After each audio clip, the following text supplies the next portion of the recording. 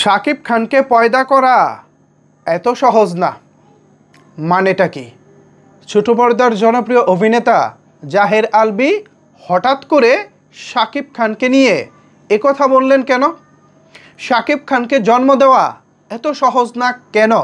পাশাপাশি শাকিব খানের পাশে শাহরুখ খান এমনকি মোশাররফ করিমকেও কেন টেনে আনলেন জাহের আলভী? চলেন বিস্তারিত আলোচনা করি আজকের এই ভিডিওতে। আপনাদের সাথে রয়েছি আমি ওয়াসিম। ভিউয়ার্স, আজকের এই ভিডিওটি কিন্তু অনেক বেশি ইন্টারেস্টিং হতে চলেছে।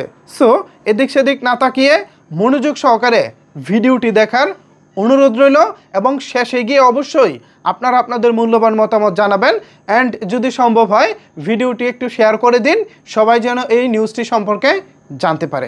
ভিউয়ার্স, আপনাদের কি মনে আছে, স্পেশালি যারা শাকিব খানের ভক্ত আছেন তাদের নিশ্চয়ই মনে থাকার কথা, দেলোয়ার জাহান জন্টু বলে থাকেন তিনি শাকিব খানের জন্ম দিয়েছেন। উমর সানি বলে থাকেন শাকিব খানের জন্ম তার ঘরের ড্রয়িং রুমে। মনোয়ার হোসেন ডিপজল অর্থাৎ বাংলা চলচ্চিত্রের একসময়ের জনপ্রিয় খল অভিনেতা ডিপজল দাবি করেছেন তিনি শাকিব খানকে সুপারস্টার বানিয়েছেন।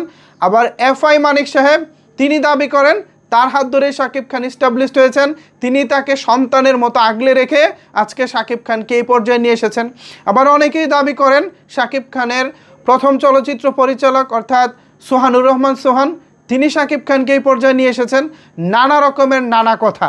তো এত কথার ভিড়ে একটি মানুষকে তারা স্মরণ করতে চায় না, সেটি হচ্ছে আজিজ রেজা, যিনি সত্যিকার অর্থেই শাকিব খানকে চলচ্চিত্রে এনেছেন, যার হাত ধরে শাকিব খান আজকের এই পর্যায়ে রয়েছে।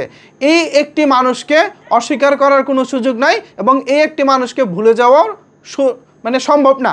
সো তাকে এক পাশে রাখলাম, তার তুলনাটা বাকিদের সাথে চলে না। তো বাকি যারা বলেন যে শাকিব খানকে আমরা বানিয়েছি, আমাদের হাত ধরে শাকিব খান হয়েছে, ঠিক তাদেরকেই চ্যালেঞ্জ করেছেন জাহের আলভী। তিনি দাবি করেছেন কোনো পরিচালক প্রযোজক চাইলেই জনপ্রিয় কোনো নায়ক বানাতে পারে না, জনপ্রিয়তা হয় গড গিফটেড, অর্থাৎ আল্লাহ প্রদত্ত বা সৃষ্টিকর্তা প্রদত্ত হচ্ছে জনপ্রিয়তা। এটা উনি যাকে দিবেন তিনিই জনপ্রিয়তা পাবেন। কোনো পরিচালক প্রযোজক চাইলেই জনপ্রিয় কাউকে বানাতে পারে না। যেমন ধরুন তিনি বলেছেন চাইলেই তো ভাই শাহরুখ খান যদি বানানো যেত তাহলে পৃথিবী জুড়ে 500 শাহরুখ খান থাকতো। যদি চাইলেই শাকিব খান বানানো যেত তাহলে পৃথিবী জুড়ে 500 শাকিব খান থাকতো। যদি চাইলেই মোশাররফ করিম বানানো যেত তাহলে নিশ্চয়ই পৃথিবী জুড়ে 500 মোশাররফ করিম থাকতো। সো কেউ কাউকে বানাতে পারে এটা আসলে বলাটা টোটালি বোকামি।